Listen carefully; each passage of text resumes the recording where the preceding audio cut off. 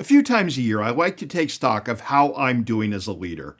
One of my favorite tools for self-assessment is the Blake Mouton Leadership or Managerial Grid. It's a classic 2x2 grid. By the way, I'm Mike Cohn. I'm the author of 3 best-selling books on Agile. I co-founded the Agile Alliance and co-taught the first certified Scrum Master course. I've been Agile since before we called it that. Let's look at this leadership grid. The vertical axis shows how people-oriented a leader is.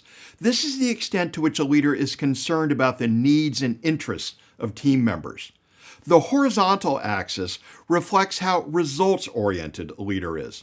Further to the right represents a greater concern for achieving goals and objectives.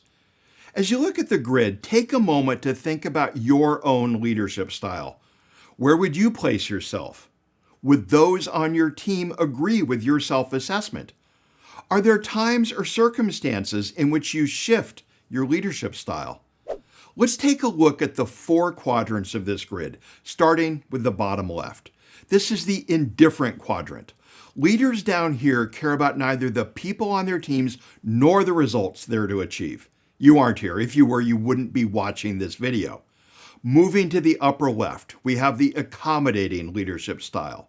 The leader in this quadrant exhibits tremendous concern for their people, but their concern for whether they achieve the desired results is minimal or non-existent. Leaders here often want to be liked, which is fine, but popularity won't matter if the team doesn't achieve its goals.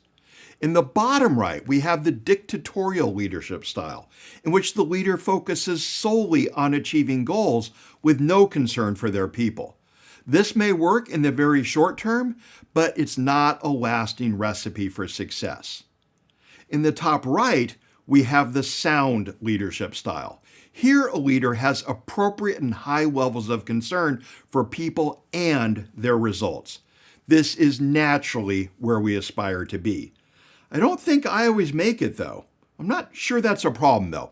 For example, when COVID first hit, we had to move all of our training from in-person to online. The team here put in a Herculean effort to make that happen within a week. We were all focused on the work. As a leader, I was in the bottom right. Soon after, though, I was up in the top left, checking in on people much more frequently, and even deciding to experiment with 4-day work weeks. The experiment worked well, and we made it permanent. The more sound we can be, the better. But there may be times when, as a leader, you need to move a little left or down. A little more emphasis on results can be fine for a short period, as long as it's balanced later with increased concern for those who achieve the results. When leaders exhibit high concern for both people and results, they enable their teams to succeed with Agile. If you found this video helpful, please do me a favor and hit the like button.